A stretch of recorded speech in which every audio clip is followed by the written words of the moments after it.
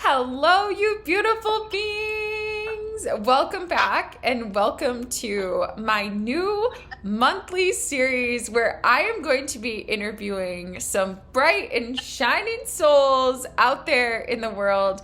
And today I'm so excited to have as a guest Shannon Pedder Hawkins, who is this incredible marketing professional who is so filled with light. She is author of Love is Always the Way, a very magical oracle deck filled with love that you should all check out. And today we are going to be discussing one of my favorite themes, which is actually life and death and the spirit world. And Shannon is living a very interesting incarnation on multiple accounts.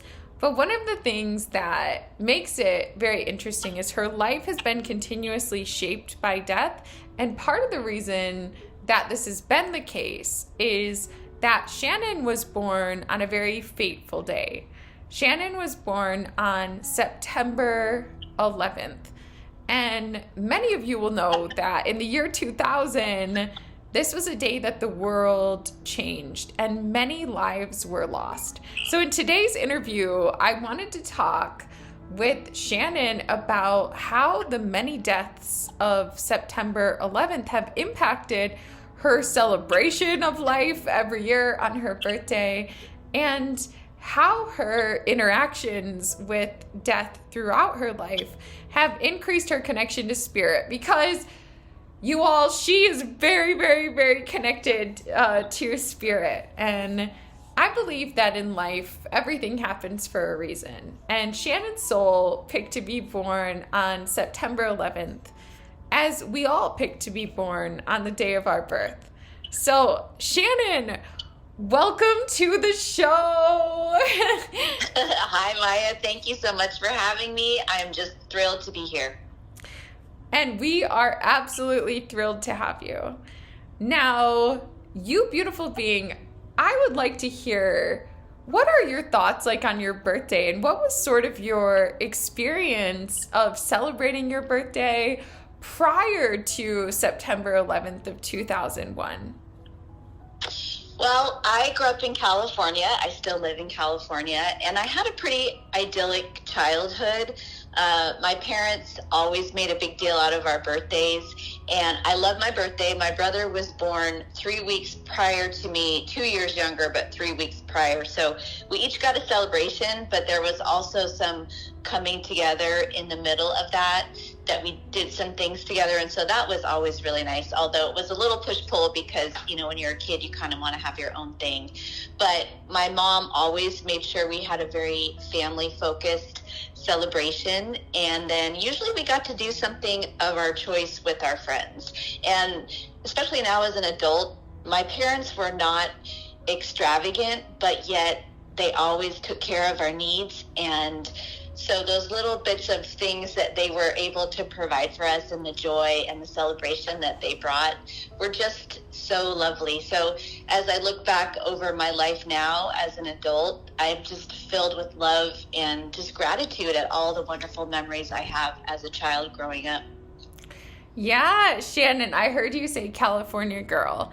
And this is an audio interview, but you all, Shannon is a California girl through and through, absolutely beautiful. And I wonder, did you spend any of those birthdays on the beach? I didn't. I'm trying to think, even as an adult, I like to be home for my birthday. I don't live on the beach. I live in the Northern California area, so I'm not on the ocean. I'm not far from it, but I'm not on the ocean, and I love the beach. I'm a very earth-based sign. Being September 11th, I am a Virgo, and I've got more than one Virgo placement in my chart, so I have a lot of earthy, grounded energy. So this may not be intuitive for some people, but water is actually what grounds me. So I do often, I'm a big swimmer. I love to take baths and showers, and I love to go to the ocean. That is what sort of grounds me out.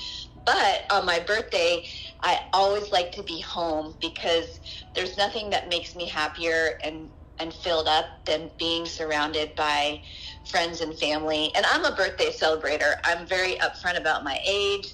I just put it all out there, and I just love to share that time with my family and friends. So it's usually why I choose to be at home on that day if I can. All loved up by your loved ones. All loved up, yeah. Maybe some nice homemade cake. Yeah, oh my gosh, and cake is my favorite dessert, and I love to make cakes. I'm a good baker, but of course on my birthday I have a couple bakery cakes that my key people know where to go and get for my birthday.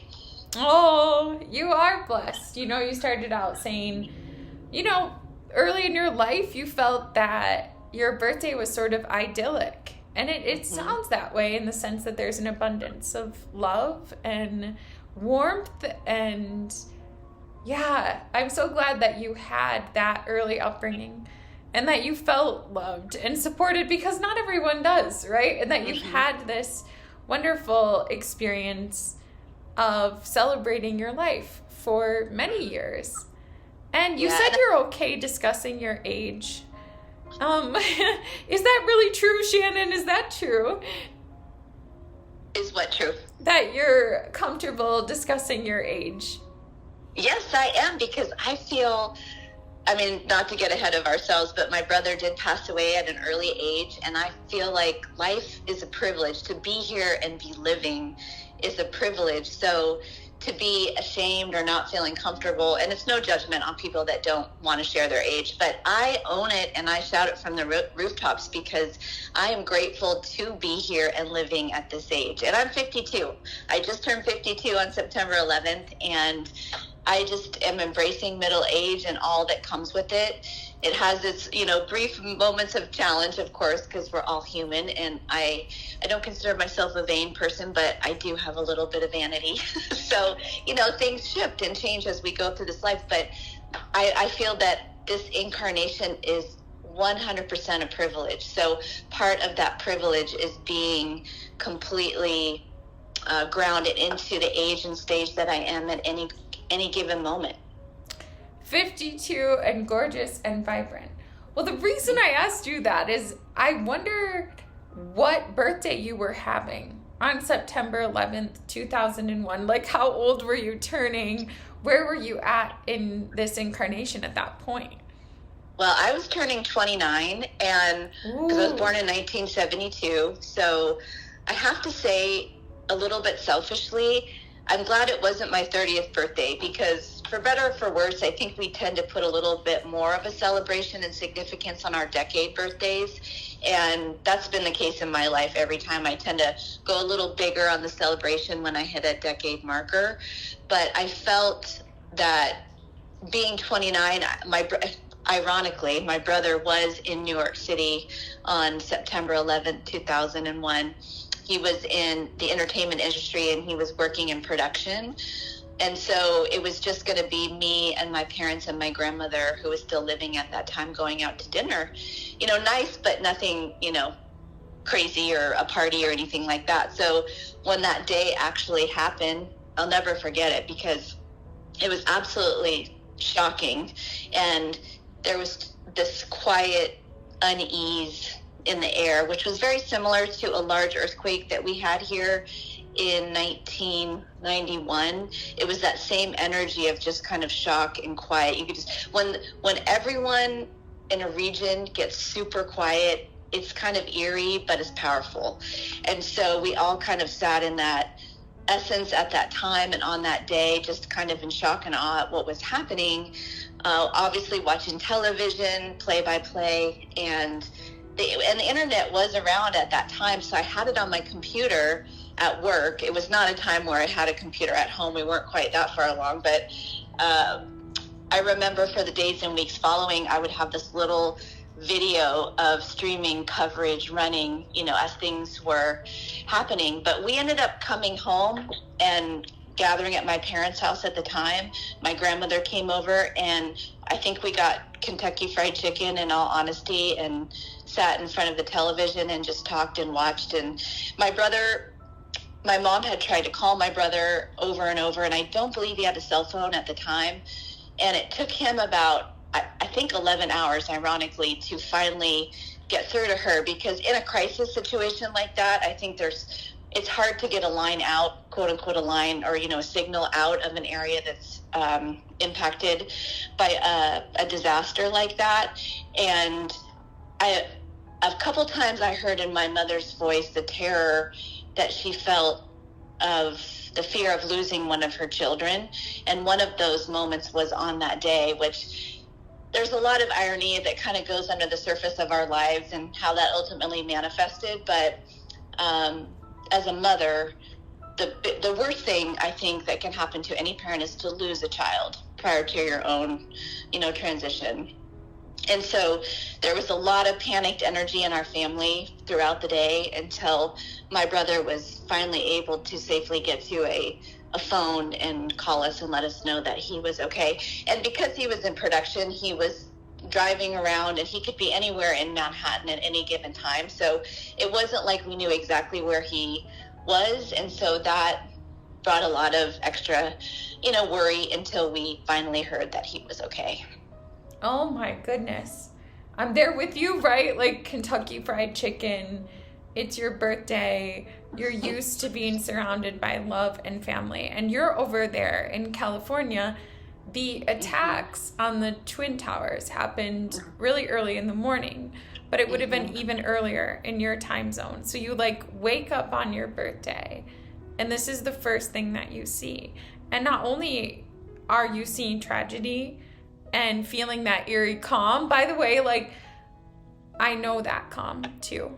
And I've also felt it most during natural disasters, even small disasters that I've been around, like tornadoes and things like that.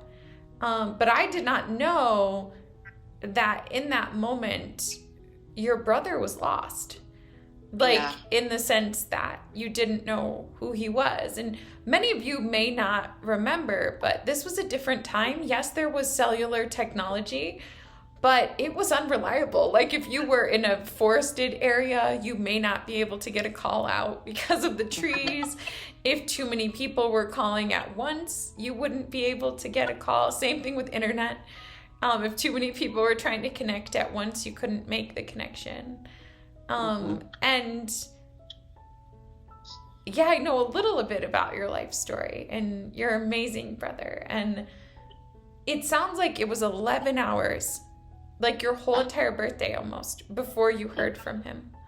Yeah, I think it was early evening. And here in California, I'm sure this was kind of a domino effect for different people across the country and the world, perhaps depending on where you were. But most of us were not really tuned into the news, or I did not watch television as I was getting ready for work. I know some people like to have TV on in the morning, but that wasn't really what I did. So to your point, Maya, back in that time, all of a sudden the landline started ringing and I picked it up and someone said, turn on the television. And I cannot tell you how many people that I know personally in California said that all those calls were going out, so about at the same time, and everyone said as soon as they turned that television on, they saw the second Twin Tower crash. And so it's just interesting, the kind of collective coming together of timing. And so we all just kind of sat down in shock and just waited for more news. It's so surreal when you're watching it, even thinking back on it when you've lived through it, and not firsthand for me, of course, but the sense and timing is just, it's weird. It happened, but it's surreal at the same time. I think trauma does that in the brain. It's hard for us to accept that something so tragic could be real. I do think every generation has a trauma. I mean, my parents talked about it. I mean, they had lived through that twice, but a trauma that traumatically affects your generation. And for them, they always say it was when President Kennedy was shot, and that was a tipping point for their generation. It changed the consciousness of the country significantly. And I think for my age, at least, because I was in my 20s at that time, it was the tipping point of my generation. Not to say that something else may not happen, but I think there's something that happens in the psyche of those that are a little bit younger and still coming up, because it's the first major tragedy. Not that there's not tragedy happening all the time, because there is, but is something that shifts things so significantly in a moment. Mm-hmm. And it sort of reprioritizes all of life.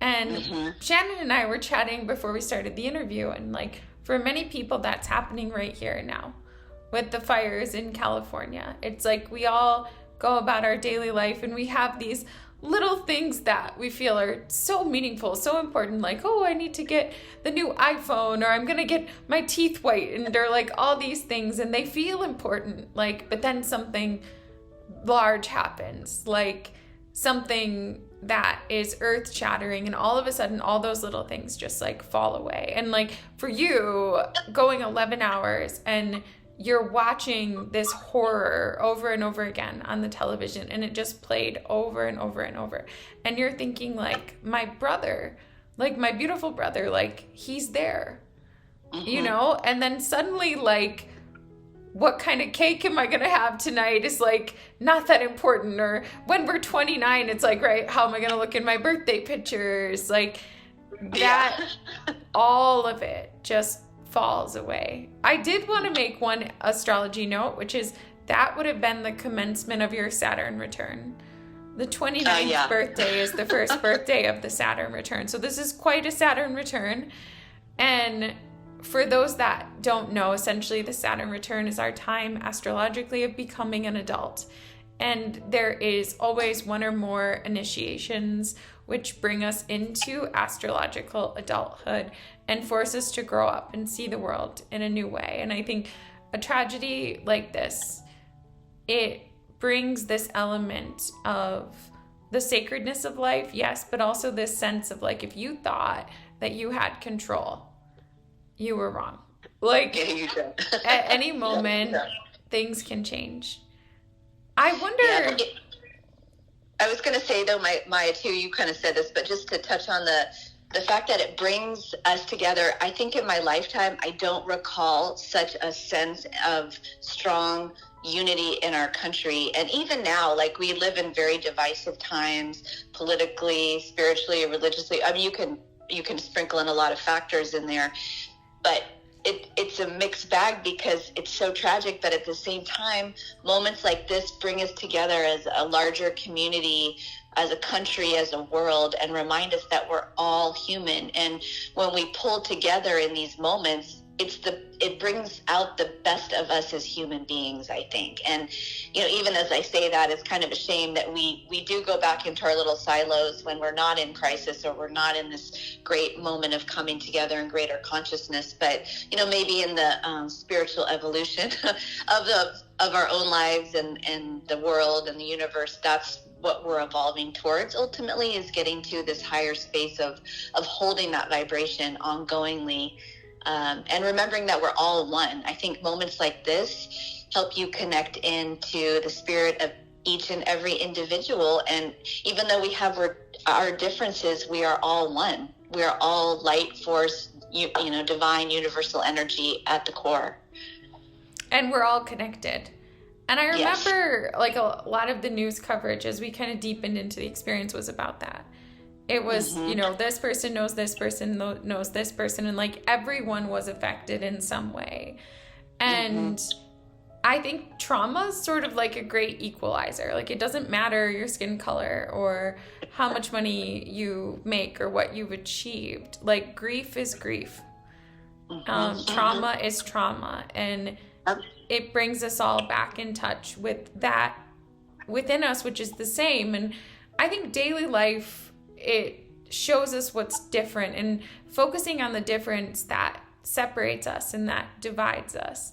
But in these experiences, the differences, they matter so much less. Like I remember them showing like the faces of people in the buildings, like on the television and stuff like that. And it was at the end of the day, it didn't matter their backstory. Like they were there together in that moment. And it was a time of connection. And that's probably, I've also experienced that during other tragedies as well. But I remember afterwards, like, that's the most American flags I'd ever seen. Like in my little small town, like, and so we were together as a country, and that was the best feeling. I lived near a military base at the time. And so I'm not sure if that kind of increased the effect. But that was a little light, in a time of darkness. So I've got to ask you, like, when you did hear from your brother, was that a huge relief? Oh my gosh, it was a huge relief. And I think that was my first brush up with that fear myself. I don't have any biological children of my own. I have a wonderful bonus son who came as a package deal with my husband. But I think that was the closest I ever got to that fear of losing my brother. And my brother and I, he was 2 years younger than I, but he and I had a very strong bond. We were close, siblings, of course, but also friends. And I realized that's not the case for everyone. It's almost like a bonus, but we were very close. And after he did transition, I realized I felt like it was almost that twin energy. Like if you have a literal twin, we weren't twins, but it felt that way. That was the tether and the closeness of our relationship. So when you feel that, even though it wasn't what happened, you feel that sense of fear of that void or possible void of that person being gone. It really sits like a pit in your stomach until you know more. Yeah. And I was going to ask you, like, were you able to tune into him at all that day? Like, I know for those who are very highly sensitive, sometimes we can almost, like, with our energy sort of feel into a person at a distance. Like, did you find yourself in that moment where there was no way to reach him via phone for hours and hours and hours? Did you find yourself, like, psychically trying to connect with him and sort of telepathically asking, are you okay? Or were you at a point of fear where you could not do that? Well, this might be an interesting segue just for a little bit more backstory about me, which is that I was raised Catholic. I'm grateful for, some of the values and things that came with that. But when my father was an atheist, my mother was Catholic. I come from a big Irish Catholic family that is half based out of the Midwest. And the other half of me is California. My dad was agnostic. And so it's an interesting mix of all those things. My brother and I were. And so we both decided at 18, my brother and I, that we didn't feel like Catholicism was a fit for us in our lives. And so from that point on, really until my brother died in 2010, I was kind of in a mixed space of atheism and agnostic, I guess is fair to say.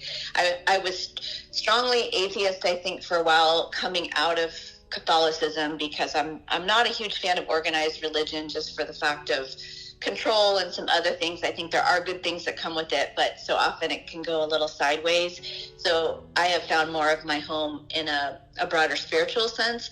But at that time, I was kind of in this place of needing to step away from it and just living my life. So I wasn't really in any sort of practice. But once that channel opened up for me later, I've always been highly sensitive and highly intuitive. And I think I had a lot of connection and my gifts were already there, but I didn't know how to interpret them. It's like not knowing how to speak a foreign language. And so at that time, to answer your question, I didn't, because even those terms or that idea was not even on my radar. That didn't come till later. So it was just more about being present in the moment with family, and yes, fear to a certain extent, but I come from, I think, strong stock, especially from the women in my life, and so that strength of just holding space, I think, was always in me. But yeah, no, I didn't connect psychically, because I think if you'd asked me at 29, I would be like, what are you talking about?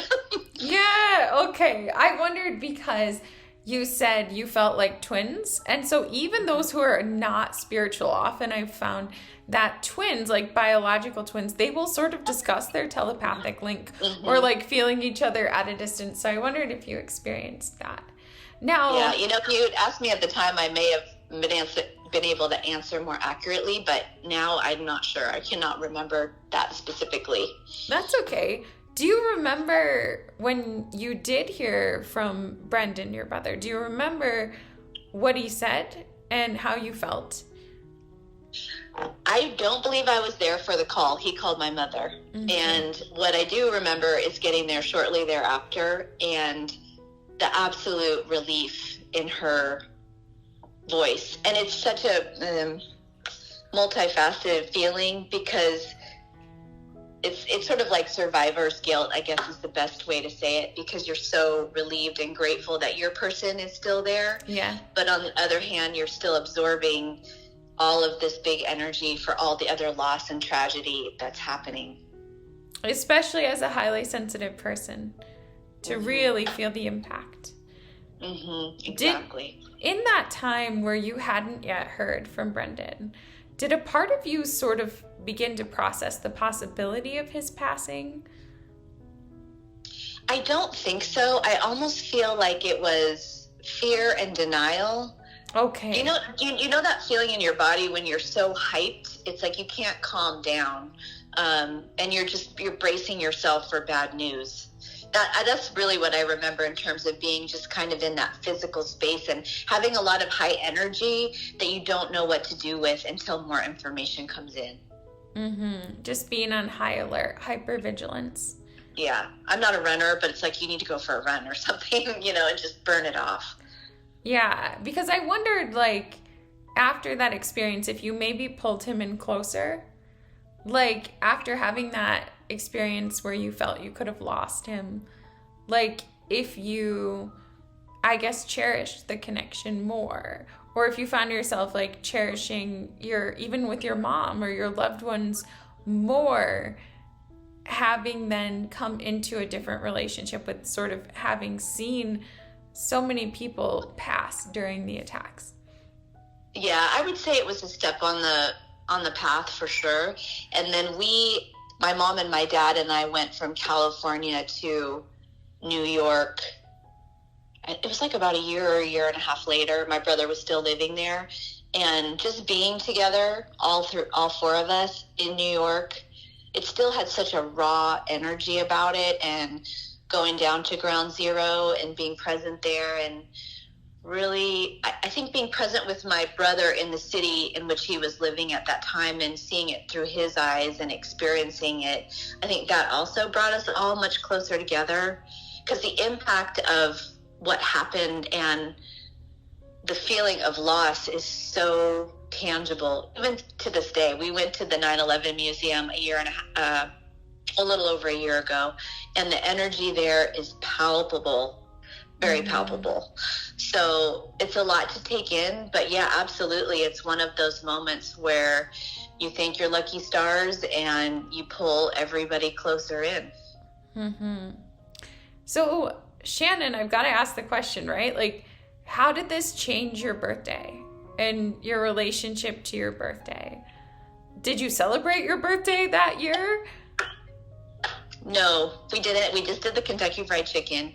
We did do a birthday party for my 30th, which was the following year.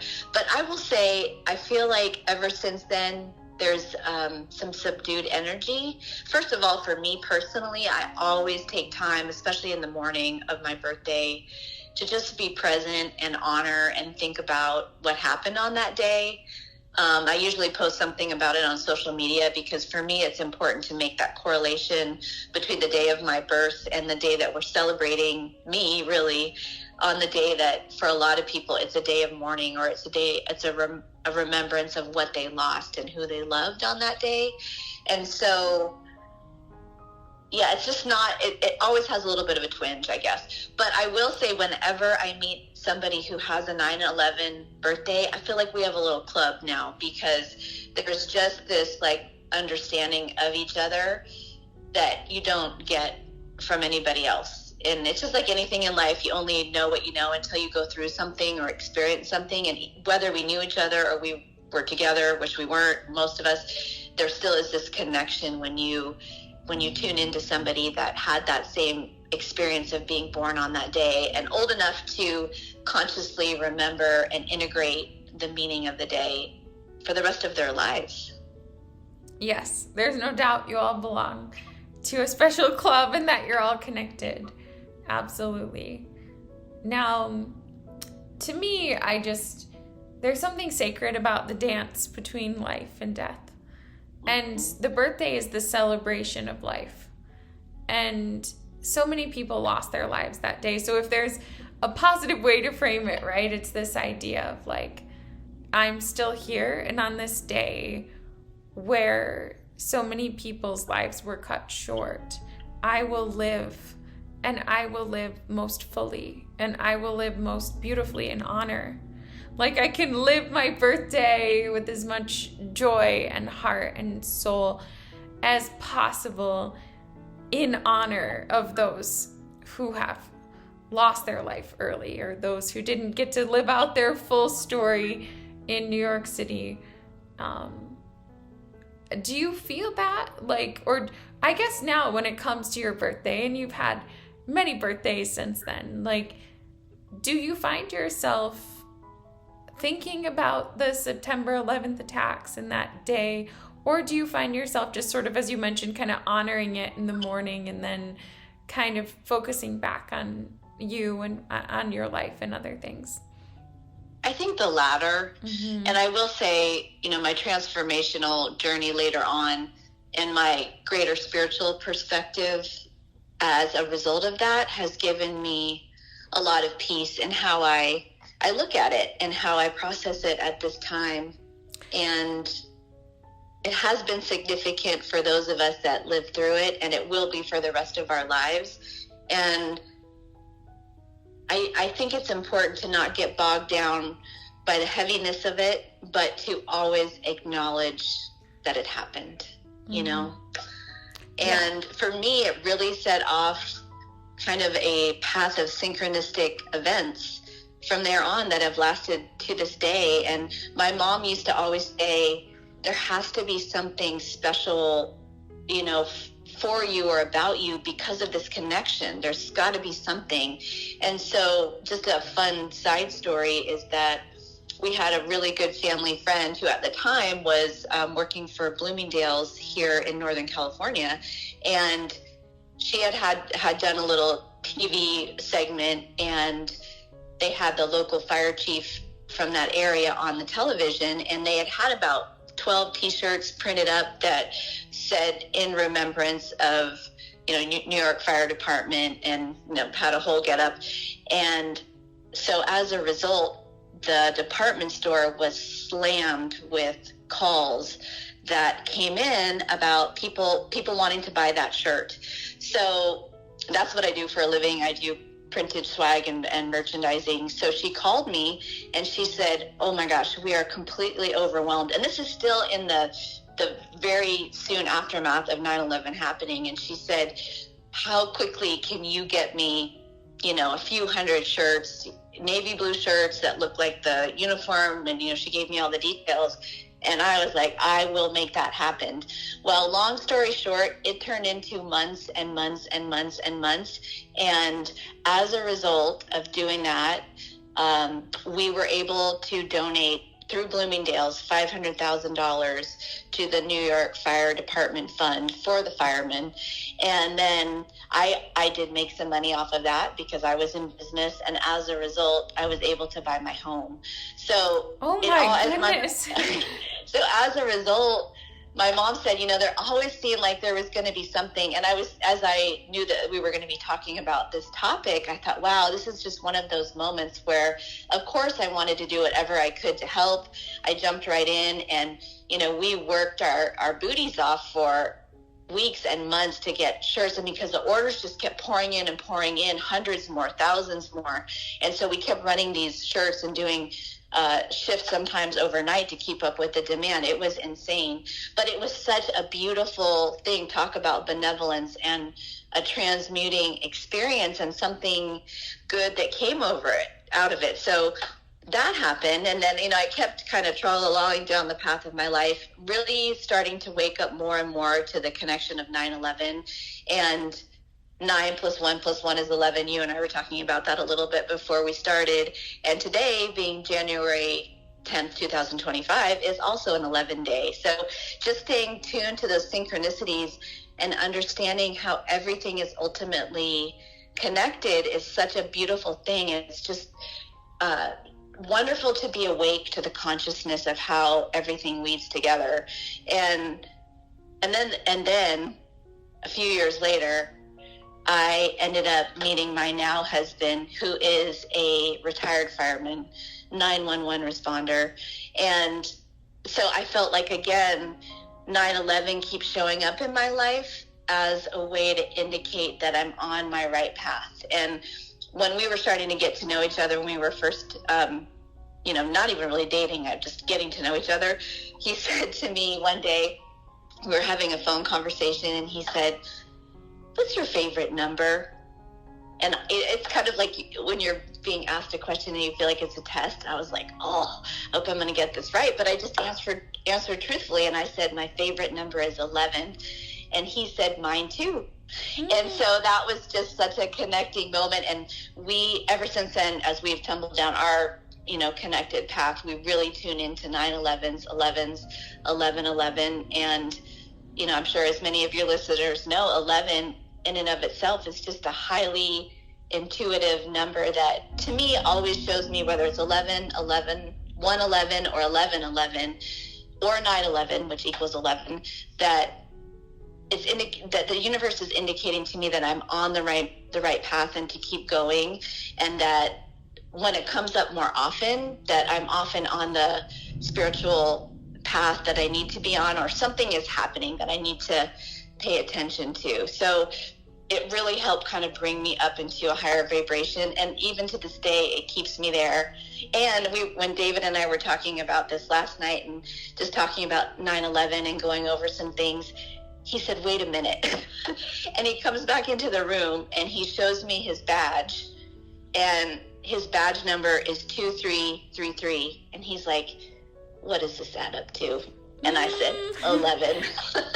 Of course. So I feel like really that 9/11/2001 it just opened the floodgates of my life to this new chapter that continues. It was an awakening, even though I wasn't fully on the spiritual path yet. Like the floodgates open, but the signs were starting to come in. So as I look back on it now, and I kind of thought this through a little bit before that we were going to talk today, it's like I could start to see the breadcrumbs on the path starting to show up more and more and more.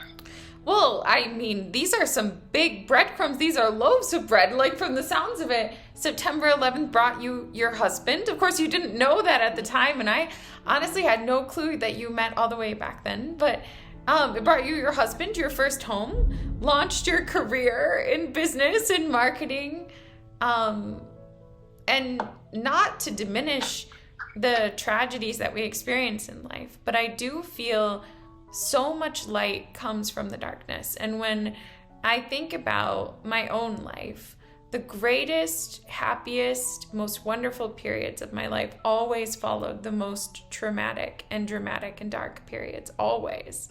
Yes. And it is the difficult experiences that catalyzed my spirituality. And yes, 1111, that is a very spiritual number. Even like the life path 11 is the path of the mystic. And I saw 1111 a lot before my main spiritual awakening. And your life sounds incredibly synchronistic. You mentioned this sort of field of synchronicity and these unfoldments that led to your awakening. And I was hoping maybe you'd tell us a little bit more about that. So you did not identify as being like explicitly on the spiritual path at the time of the September 11th attacks. The attacks themselves did not catalyze your awakening into that higher state of consciousness directly or immediately. So how did you find your way to this heightened state of awareness? Well, I got blasted out of the cannon when my brother died suddenly and unexpectedly in 2010 at the age of 36. And it's so stunning when that happens. I use the word stunning because it's beyond shocking. And my grandparents at that point had all passed away. My last grandparent had died about a year before. But there's something, it's not ever easy to lose someone that you love, but there's something, I guess, more expected about losing a grandparent because they're older. And I was very fortunate to have my last grandparent into my mid 30s, honestly. So I was in a state of gratitude, but we expected it and all those things. But when you have unexpected death of someone who is fairly young, it's completely shocking. So it was stunning, but at the same time, from the minute it happened, I made something in me was like, keep your eyes and ears and heart open from the minute that I, got to the scene of what happened. And I have stayed that way ever since. And I think it's been, so that catapulted me onto the spiritual path that I'm still on to this day. But when I say pushed out of a cannon, or pushed off a cliff, you name it, it was all that and more. And also it was fast. And I had a wonderful woman who I went to college with that reached out to me at the time. And I'd gone to a psychic reader not long after Brendan died because I was so desperately looking for information, for something to make sense. And so that kind of started. And then I started the process and I started to wake up. But this gal that I went to college with reached out to me and she said, this is going to sound really strange, but I feel like your brother is asking me to connect with you and I really feel like I can help you. And I said, okay. And so we started talking and working together, and one thing led to another over the many, many years. But the wake-up call really came at that time, and it's expanded ever since. So I feel like, to your point of having a hard thing happen, I'm now at peace. I'm fully processed with what happened with my brother and where that led us all. But it was a shocking way to start. And I think the spiritual awakening for a lot of people happens that way. There's something that happens on their course in life that jolts them awake. And it's often death or something tragic or traumatic that happens that does that. Yes, very often it is. I often reflect on the guides because that's my job. My colleagues and coworkers are spirit guides, and why they allow these difficult things to happen to us. But it is really in the difficulty and the struggle and the pain that we learn the quickest, the most efficiently, the most effectively, most of us. And it sounds like Brendan's passing catalyzed your awakening in a way that nothing else could, even an international tragedy. And I wonder if you could speak to how that happened.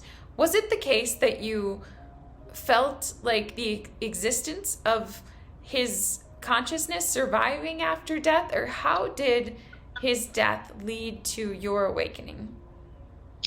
Yes, he definitely started coming to me. And so that's why I needed psychic mentorship and help at the time, because I needed language and tools, processing tools to understand. So even though I feel like we're all born intuitive and psychic, but to different degrees, number one, and then we all have work to do to connect up higher, or however that looks for each individual. So for me, the baseline was there, but again, I keep using the analogy of speaking a foreign language in a way, because once I recognized it, I was like, all these things that have happened to me all these many years that I was kind of pushing away or not understanding, now I'm having the language and the tools to understand what they were. But it was really my brother coming through that took me to this whole nother level. It expanded me, it opened me up. And I think also for me, I was just completely open at that time to anything and everything. I read everything that I could get my hands on. I listened to all kinds of things. I took in a ton of information and I filtered it for myself, and I kept the things that resonated for my soul and my life and let go of the rest. And so I think when you open yourself up to the infinite possibilities without fear, then you can start to piece together the spiritual path and practices that work for you. So that is really what I started to do. And so it has been one foot in front of the other, building one block at a time, that has led me to this very solid foundation, spiritual foundation that I now have. And I don't believe there's no death. I feel like we just leave these more dense, heavy 3D human bodies behind, and the spirit transcends to the other side. The soul, soul runs throughout, and either we're in spirit or we're in a human form. But what I realized after my brother passed and transitioned, and through our connection, and love is always the way was born of that connection, was that we still have such a vibrant working relationship, and we have a partnership.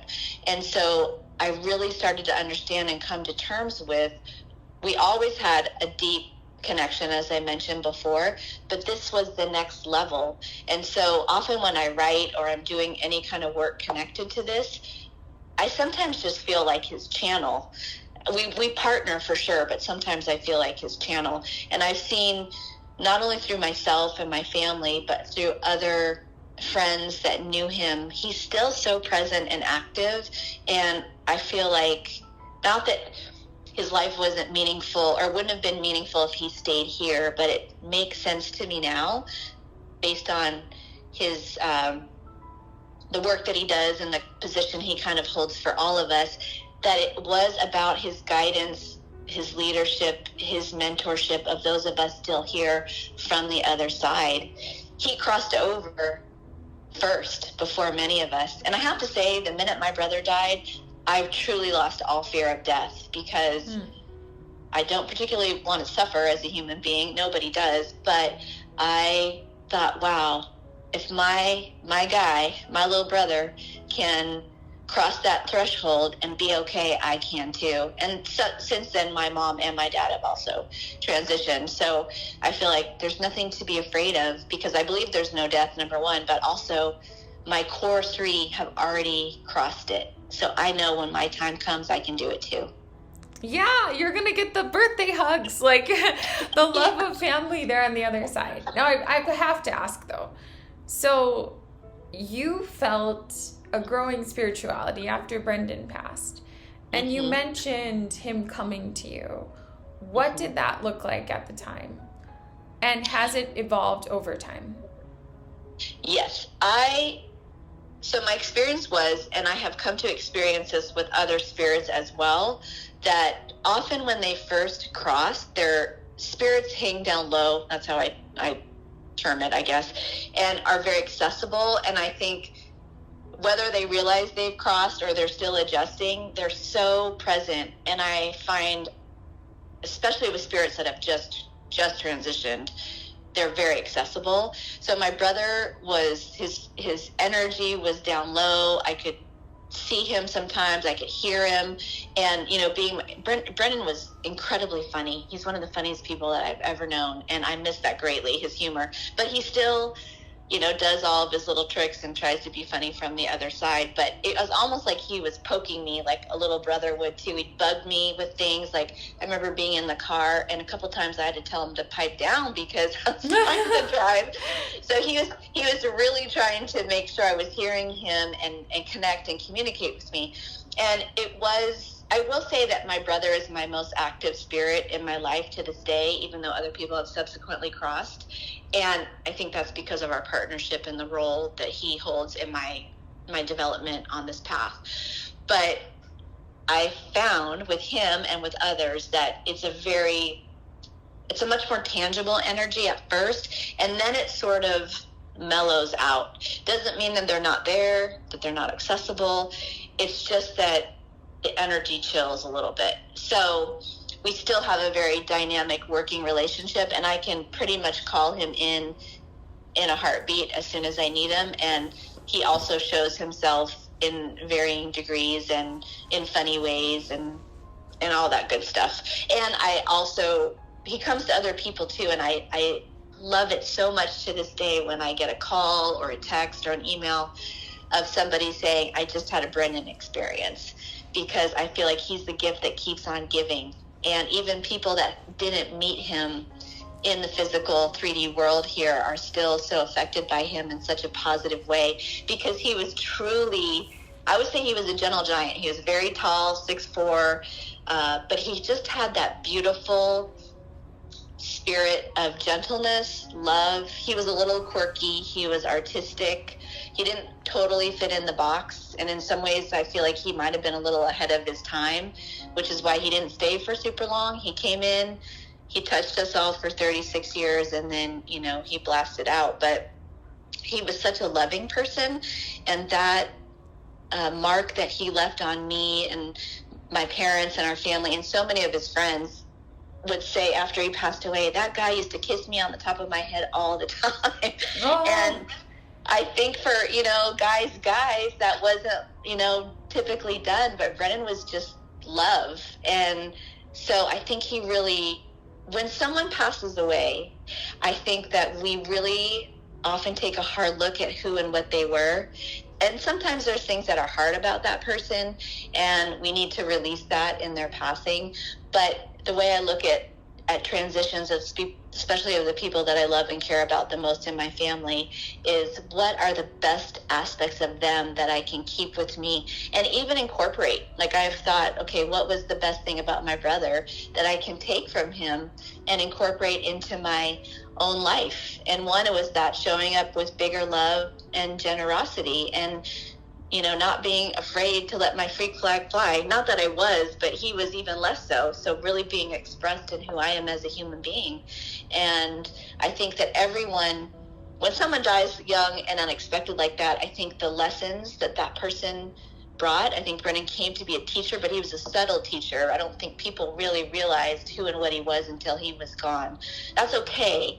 The important thing is to take those nuggets and those lessons now that he showed you and integrate them and apply them and just be conscious and aware. Mm-hmm. Being conscious and aware. That is the journey, isn't it? Mm-hmm. And you mentioned that he inspired Love Is Always the Way, your Oracle deck. And I wondered if you could say like a little bit more about that inspiration. Would you say that leading with love is the main core component of his legacy? Like, when you talk about living out his lessons and his legacy, is that one of the things that sticks out the most? Yes, absolutely. And those specific words kept dropping into my consciousness. Love is always the way. Love is always the way. And if you've ever been through, I mean, death is hard, and a lot of logistical details come with it. Mm-hmm. And it's hard. It really is hard and challenging. And if you haven't been through it, and again, if it is unexpected, there's extra parts to that. And some of the best meaning people just don't come across and translate in those moments. And there's some interesting things that happen in those times of grief and loss, and people that you think were going to be there for you aren't. People that you come out of left field and come in to support you because they have the capacity and the understanding. There's some people that honestly just really get on your last nerve. And so there was a lot of times that I was, you know, as I was going through my own processing of grief, and grief brings up a lot of feelings of it, and everyone experiences that differently, but there's a sort of some core components and ways that grief can flow in our lives. And so when I would go through those things and I get frustrated or mad and want to do or say something, because I do have a little bit more of that vice than my brother does, I would just hear, you know, stay focused on love. Love is always the way. And one of the things that my brother did, he moved back from New York about 4 years before he died, back to California. And I feel that that was very intentional, and that it was important for us as a family to all be together, and for him to be close to my parents at that time.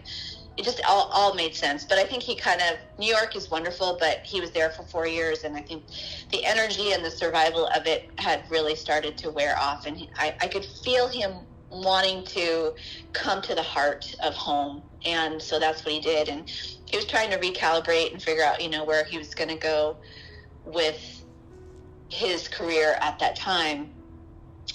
But I think that, I totally just lost my train of thought. What were we talking about? What was the original question? Well, we were talking about how love is always the way, and how you came to this awareness, and how that, you know, Brendan and his passing inspired you to create this deck and share this message. Oh, yes. Thank you. So as he was looking for a job and just doing bits and parts, he ended up volunteering for our local soup kitchen here, which is through St. Vincent de Paul, because he had some cooking experience from a camp that we both worked at in our late teens and early 20s. And just watching him do that work was so incredible, because it takes a certain kind of person to work with that vulnerable population, and he had that thing. And so after he died, we asked people to donate money when they asked, and they were interested in his remembrance to St. Vincent de Paul. So starting that year, right after he died on Thanksgiving Day of 2010. Between that and the end of the year, I think we raised $3,300. And seeing the generosity and the outpouring of people in remembrance of him and really tying into this cause and purpose has been so heartwarming. So we have continued it every year, and we just finished, I guess, would that be our 14th or 15th year? And we just tipped over $100,000 for people in need to have a hot, nourishing meal 7 days a week in honor of my brother's name. So again, the gift that keeps on giving, and how his life imprint has affected so many, and how he had the heart and spirit of generosity. And I've said to people, I'm like, some of us are meant to go into that kitchen and work. Some of us are meant to actually do the fundraising like me. Some of us are meant to just use our name. We all have something we can offer to whatever particular thing moves our heart and our spirit. There's always work to be done down here and help to be given. But my brother was just always that person who rolled up his sleeves and got right to work. And my mom always told the story, which I love, and it just came up again recently because we just finished up our fundraising for 2024, which was that he would ride his bike everywhere he went. He did have a car, but he loved to ride his bike. He was super fit and in shape, and we live in a very hilly area. And so she said this one day, he was living with my parents after he had just moved back from New York. He came in and he didn't have his shoes on. And she said, I was kind of irritated because I was like, Brennan, where are your shoes? And why are you, because she was concerned for him. It was raining. And he said, Mom, I pulled over on my way from St. Vincent de Paul to the house because there was a homeless guy on the side of the road and he didn't have any shoes. She said, I pulled over and I gave him my shoes. And my mom said she just started crying because it went from this irritation of like, even though Brenna was an adult, you're thinking, where are your shoes? What happened? to being like, wow, that is the works. That is love in action. And my brother had that. And so I think bringing it back to love is always the way. I think about how can I put love into action. So not only do I always have that kind of mantra, it's really become my mantra over the last 14 years, running through my brain often. It's expanded into the Oracle card deck and more specific messages. But I think how can I bring that to light and to life for myself and in my community? And that one of the beautiful things that happened is that it kept showing up with hearts. I mean, it just is a symbol, the heart of love. And I started tuning into symbology and synchronicity, and I started seeing hearts everywhere. And so I was just obnoxiously posting on social media these hearts, and I would always say love is always the way. And it kind of became a movement. And I had friends and family still to this day that will either post on my page or send something to me privately or tell me a story about hearts and where they find them. Because to me, it's just a sign that love is everywhere. It is everywhere. Look up, look down, all around. Don't miss it, because it is around us. And even in our darkest days and our hardest days and those moments of grief when we can't see the forest from the trees, love is always there for us if we look for it. Yes, and it's always the highest action. Mm-hmm. And I just think of so many ways people respond to the homeless. For example, what a rare response to literally take off one's shoes and hand them over. And there was so much of a deeper meaning in Brendan's life. I think about how you say that he was serving soup to a difficult population. And my first thought was, and that's why he chose his body. It's pretty rare to be born into a body that's like 6'4", but it gave him the strength to walk the streets of New York City when he needed to, and to work with difficult populations. He was strong and capable. And I also thought about how his soul was called back to California. Sometimes people can be judged, right? If you're an adult, you're 35, 36, you live with your parents. We can judge people like that, thinking, oh, they should really be working or they should be on their own. But actually, his spirit knew he would be transitioning, and that was the most important time in his life, to be living with your parents, and that they were going to cherish those years. They were not going to be ashamed that their adult son was there living in their home. But that was going to be some of the most sacred time. And I just think there's always that deeper meaning that underlies the events that are occurring in our life. And we so often can judge the events with our logical, rational minds as being incorrect, but they are correct. And these sacred days, these holy days, that's what holiday really means, right? It's like holy day. Thanksgiving, not just your birthday was shaped by death, bringing new perspective on your life, but Thanksgiving. And that, to me, that brings it all into perspective. Thanks for the time you spent with Brendan and what he taught you, and the spirit of his life. You can't go that day, like, right? You will always feel the love of family even more, which always was your favorite thing, even before September 11th, on that day, in his honor. And I'm sure you feel his presence more. Yeah. And it's interesting talking about irrational. For about 2 years before he died, I had this irrational, crazy feeling that something was going to happen to him and he was going to die. And I only spoke it out loud to one person at the time, because I thought I was nuts. I'm like, why do I feel this way?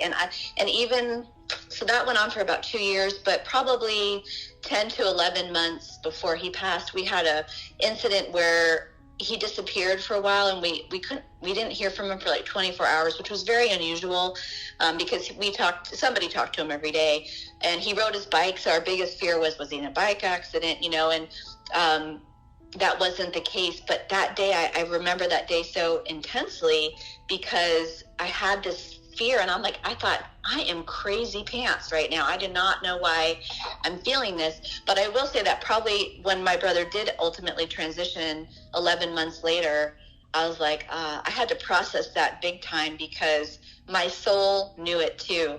And that also was another piece that added to my spiritual understanding and journey, because I was finally able to process and understand why I had this deep feeling. I could feel it. And my mom actually wrote a book called A Matter of Heart, which still you can find online sometimes through some shopping sites. But she had a heart transplant when I was 16 years old. And my husband just read that book for the first time about a year ago. And she talks about the worst thing that could ever happen to her in that book was the loss of her child.